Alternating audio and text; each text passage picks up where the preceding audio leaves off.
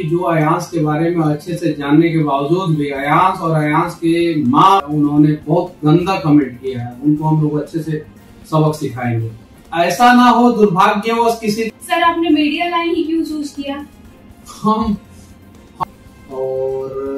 हम हाथों में माइको लिए रहते हैं ना, अगर हमारे सामने कोई गलती करता है तो मनीष कश्यप अपने आगे पीछे आदमी लेकर घूमता है, कभी अकेले नहीं घूमता है।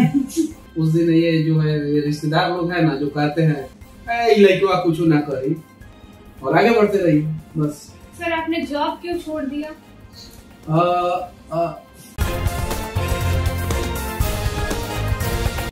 नमस्कार, आप देख रहे हैं न्यूज लाइव में प्रगति आपके साथ और हमारे साथ हैं सच तक के फाउंडर मनीष कश्यप जी। जैसा कि आप सब जानते हैं हमारा चैनल सिवान में है और हम लगातार मीडिया कर्मी इस मुहिम को चला रहे हैं कि अयांश हमारा जल्दी से ठीक हो जाए। हम सब यही चाहते हैं, दिन रात एक करके इस मुहिम में लगे हुए हैं और लोगों को जागरूक कर रहे हैं कि हमारा अयांश जल्दी से ठीक हो जाए। तो हम मनीष जी से ये बात जानना चाहेंगे कि ऐसे बहुत सारे लोग हैं जो इस बात को नहीं जानते हैं, अयांश के बारे में नहीं जानते हैं। आप ऐसे लोगों से क्या अपील करना चाहेंगे?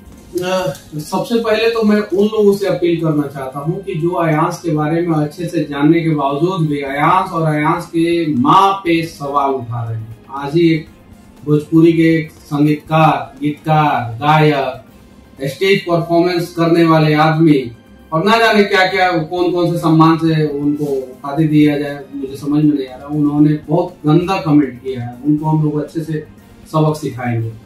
हाँ, अब जो लोग नहीं जानते हैं, बहुत सारे लोग मोदी जी को भी नहीं जानते हैं। क्यों? क्योंकि वो जानना नहीं चाहते हैं। जो लोग जानना चाहते हैं उन तक मैसेज पहुंच गया है अयांश के बारे में।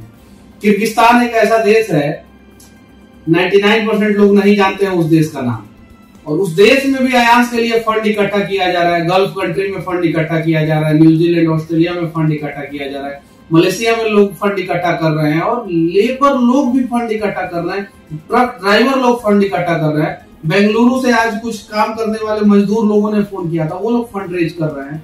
तो जो जानना चाहते हैं वो अयांश के बारे में जान रहे हैं, जो नहीं जानना चाहते हैं, जिनको मतलब ही नहीं रहता है कि दुनिया में चल क्या रहा है, वो नहीं जानते हैं। तो उन लोगों से बस इतना ही विनती करूंगा कि ऐसा ना हो दुर्भाग्यवश किसी दिन आपके परिवार पे कोई बड़ा विपत्ति आ जाए और उस समय दुनिया वाले कह दे कि हम आपके बारे में नहीं जानना चाहते हैं, तो फिर कौन खड़ा होगा? इसलिए आज अयांश के साथ खड़ा होना जरूरी है और उस बच्चे को बचाना जरूरी है।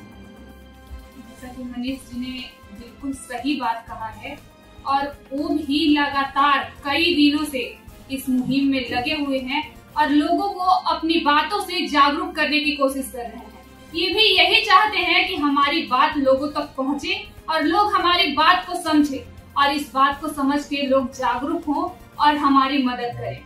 सर आप ये बताइए कि मतलब आपको इस बारे में कब पता चला? कैमरा के पीछे बैठे हुए हैं नागेश सम्राट, उन्होंने ही मुझे बताया और उन्होंने ही स्पेशल रिक्वेस्ट करके मुझे यहाँ पे बुलाया और फिर उसके बाद से मैंने वीडियो किया तो एक दिन में शायद 3 मिलियन क्रॉस कर गया वीडियो। 30 लाख के आसपास लोगों ने देखा। फिर अगले दिन मैंने एक वीडियो किया। उसके बाद से बहुत सारे मीडिया वाले आए और उसके पहले भी बहुत सारे मीडिया वालों ने दिखाया था, जैसे दैनिक भास्कर और न्यूज 18, बहुत सारे मीडिया वालों ने। उसके बाद से तो जी न्यूज, आज तक, एबीपी, सभी न्यूज वाले, बीबीसी यहाँ तक कि आ जाए थे, लगातार कवरेज कर रहे हैं।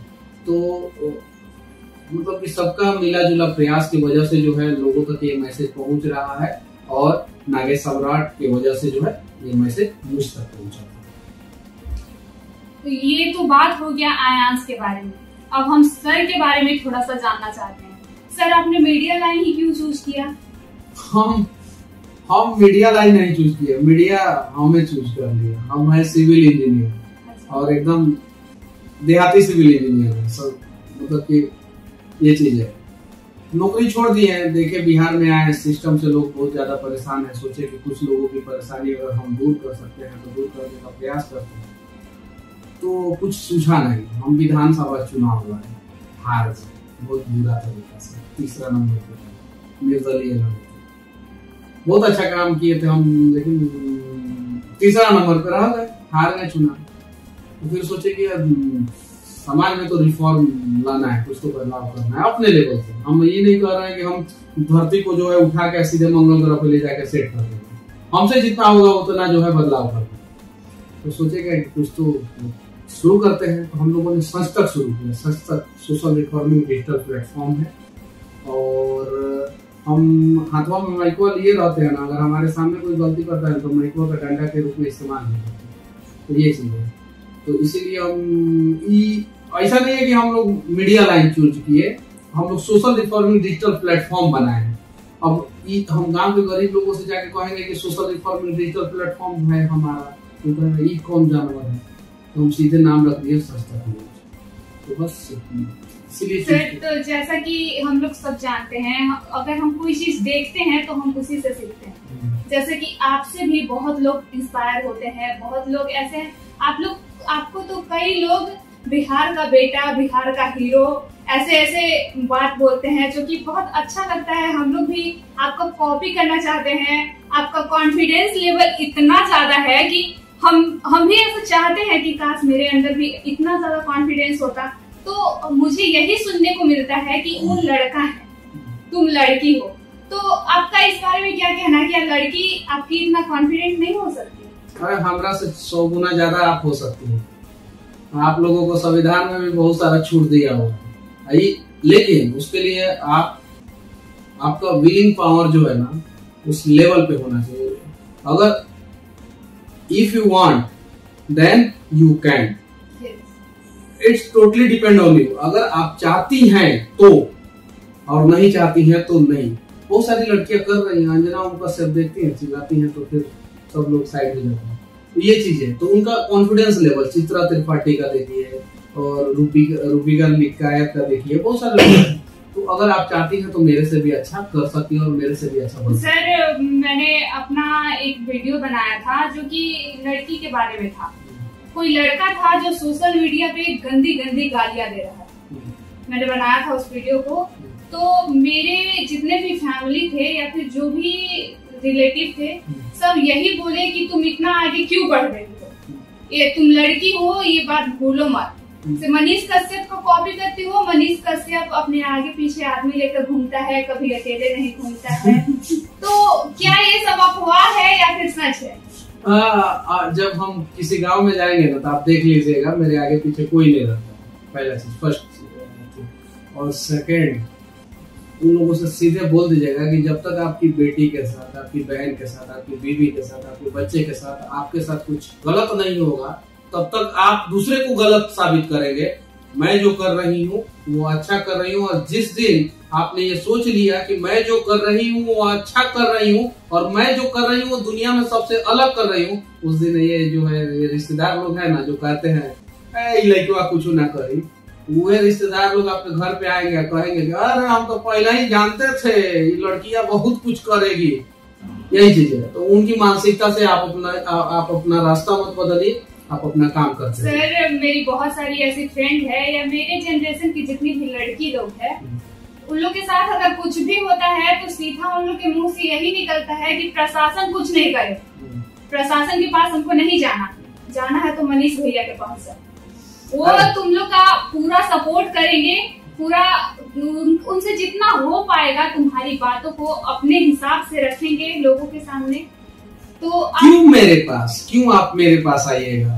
आपको पता है कि इस देश की प्रधानमंत्री इंदिरा गांधी बनी थी जो एक महिला थी, राष्ट्रपति प्रतिभा देवी सिंह पाटिल बनी थी जो एक महिला थी, बिहार की मुख्यमंत्री राबड़ी देवी बनी थी वो एक महिला थी, राज्यपाल जो है शायद प्रथम राज्यपाल सरोजिनी नायडू, मेरा जनरल नॉलेज अगर गड़बड़ नहीं हो तो वो भी एक महिला थी, और उसके अलावा मायावती एक महिला थी, ममता बनर्जी एक महिला है, सुषमा स्वराज एक महिला है, स्मृति ईरानी एक महिला है, जो अपने आप में जो है अपना लक्ष्य जो है खुद से निर्धारित की।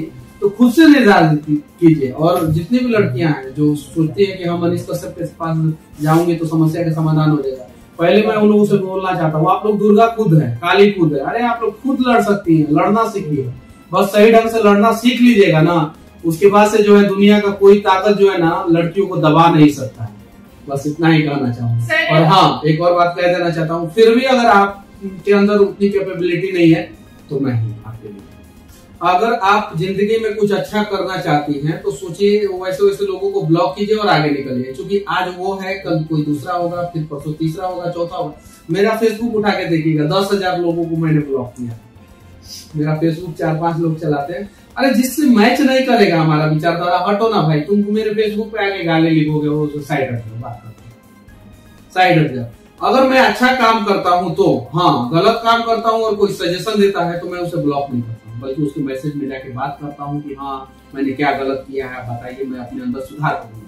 लेकिन मैं अच्छा काम कर रहा हूं और फिर भी कुछ लोग गाली दे रहे हैं तो वैसे लोगों को मैं ब्लॉक कर देता हूं, क्योंकि कितने लोगों पे FIR कीजिएगा। तो FIR के चक्कर में मत पड़िए, वैसे लोगों को इग्नोर कीजिए। आपके इग्नोरेंस से वैसे लोग मर जाएंगे और आगे बढ़ते रहिए बस। सर आपने जॉब क्यों छोड़ दिया? उसके पीछे बहुत सारी कहानी है। मैं पूना में था और सिविल इंजीनियरिंग में एक ड्रीम होता है लोगों का, प्रोजेक्ट मैनेजर बनना। मैं ऑलरेडी प्रोजेक्ट मैनेजर था और 3 साल के से भी कम जॉब पीरियड में मैं प्रोजेक्ट मैनेजर बन गया था। लेकिन हम लोग इंसान हैं और शिक्षित लोग हैं, और शिक्षा का मतलब होता है कि आप अशिक्षित लोगों का मदद करें, और इंसान का मतलब होता है कि अगर किसी के साथ गलत हो रहा है तो उसके साथ खड़े हो। और जब मैं बिहार आया तो मैंने देखा क्या कि यहाँ पे बहुत सारी चीजें जो है वो गलत तरीके से हो रहा है और बहुत सारे लोगों को बेवजह दबाया जा रहा है। तो मैंने सोचा कि जॉब करने से क्या फायदा, जब हमारे जैसे शिक्षित लोग और हमारे जैसे पढ़े लिखे बुद्धिजीवी लोग जो है ना सिर्फ अपनी रोजी रोटी और अपने पेट के बारे में सोचे। तो मैंने जॉब छोड़ दिया। जैसा कि आप सबने सुना कि मनीष जी का क्या कहना है लड़कियों के बारे में और अपने बारे में और आयांश के बारे में। तो इन्होंने पहले ही बताया कि ये कितना ज्यादा मेहनत कर रहे हैं, और आप लोग को नहीं पता है तो इनका वीडियो जाके आप लोग देख सकते हैं कि लगातार इनका वीडियो आयांश के बारे में अपलोड होते रहता है। हम सर से एक और क्वेश्चन पूछना चाहेंगे कि सर सबको ये बात कहता है कि ये पटना है, और पटना ये मतलब लंदन नहीं है कि तुम यहाँ पे छोटे छोटे ड्रेस पहन के घूमो लड़का, मतलब ऐसा बहुत सारा कमेंट आता है जो हम बोल नहीं सकते हैं। तो ऐसे लोगों का विचार के बारे में आप कुछ कहना चाहेंगे सर? देखिए, एक चीज है कि इसमें तो छोटे छोटे ड्रेस में अगर कोई कमेंट करता है कि मत पहन के घूमो, तो मैं भी वही समर्थक हूँ कि नहीं पहन के घूमना चाहिए अगर आवश्यकता ना हो तो। देखिए, मेरी बातों को गलत वे में मत लीजिए, जिसको पहनना है वो पहने, कोई दिक्कत नहीं है। लेकिन आवश्यकता ना हो तो छोटा ड्रेस मत पहनिए, जहाँ आवश्यकता हो वहां पहनिए। जैसे घर में अगर घर के अंदर है या कहीं कहीं है तो पहन सकती हैं, लेकिन नॉर्मली पब्लिक पैलेस पे, सार्वजनिक जगहों पे जो है छोटे छोटे ड्रेसों में नहीं जाना चाहिए।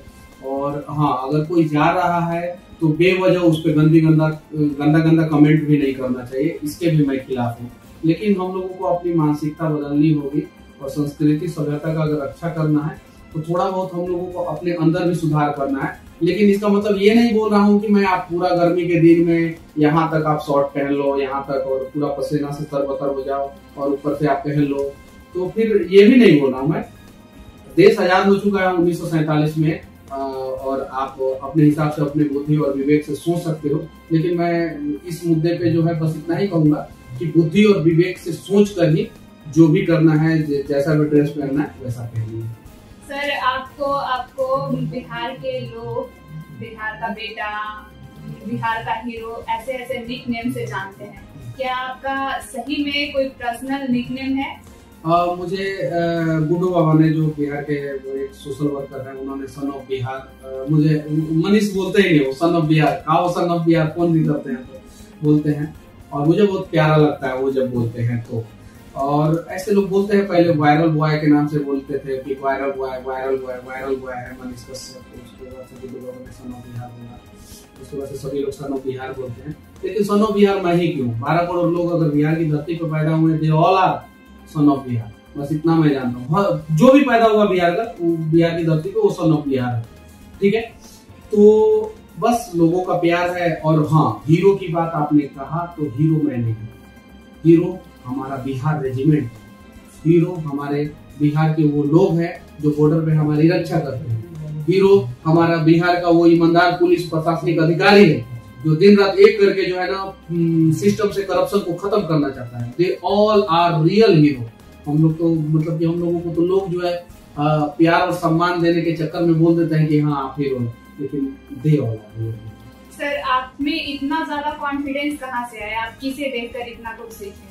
मतलब कोई तो आपका होगा ना जिसे आप अपना गुरु मानते होंगे।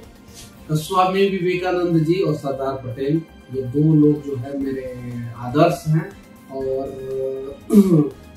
मतलब कि मुझे पता है कि जब सरदार पटेल जो है अपने आंख के घाव का इलाज करने के लिए उसमें गर्म लोहा का सरिया घोंप सकते हैं, तो शायद उतना ज्यादा तो हम लोग कैपेबल नहीं है, उतना ज्यादा ताकत नहीं है, उतना ज्यादा सहन शक्ति नहीं है, लेकिन उन्हीं लोगों से देखकर हम लोगों के अंदर ताकत आता है। और स्वामी विवेकानंद जी के बारे में तो फिर बच्चा जानता है, तो इन लोगों से देखकर ताकत। हाँ, मॉडर्न पॉलिटिकल लाइफ में मुझे एपीजे अब्दुल कलाम और अटल बिहारी वाजपेयी, ये दोनों बहुत पसंद है। Thank you so much sir कि आपने अपना कीमती टाइम हमें दिया। अब तक के लिए बस इतना ही, बने रहे हमारे साथ।